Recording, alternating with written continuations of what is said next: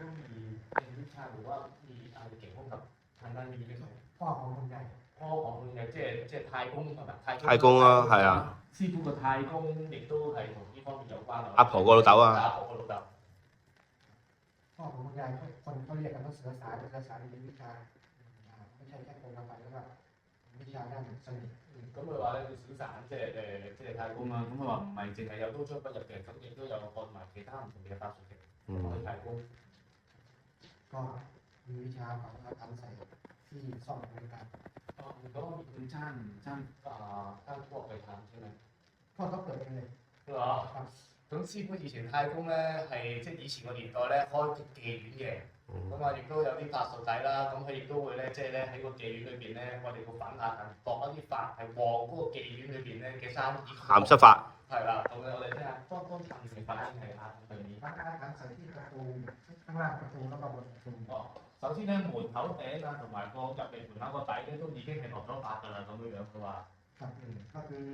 ซ่อมสมัยนั้นถ้ายุคนั้นที่ของทวดเรื่องบางที่ก็ไม่ได้เรียนปูนเลยก็เลยไปยืนก็เลยฝังของง่าย哦，佢話以前咧，佢話即係嗰啲以前個年代太公個年代嗰啲戲院機唔會好似而家咁樣有我哋有磚有石屎啊，有鋪磚啦咁樣，咁啊仲係有啲泥啊，有啲咁樣嘅，咁佢哋都會可以我哋落即係咧藏嗰啲嘢喺個底嗰度喎，喺個泥底啊，喺個地底嗰度咁樣樣喎，佢話。ใครเดินเข้ามาปุ๊บกัดใครมีวิชา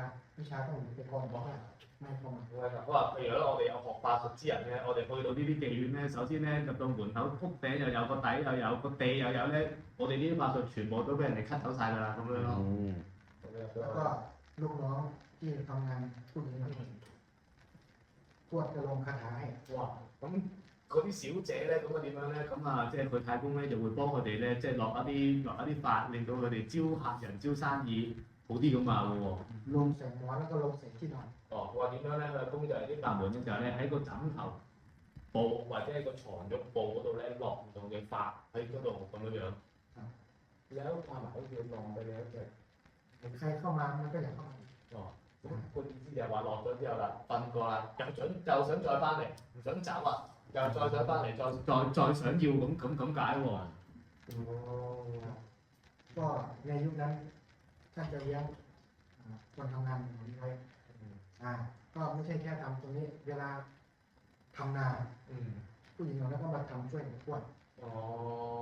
ช่วยเลี้ยงมันลูกหลาน哦，佢話以前嗰年代咧，除咗我哋即係做小姐，咁佢哋平時咧都會以前嗰啲年代都會可能幫屋企執頭執尾啊，都會幫一啲農田啊，作一啲即係耕田農作啊咁樣喎。以前個年代啊，佢話咁樣，佢哋都會好聽話嘅咁樣。OK，好嘅，咁而家。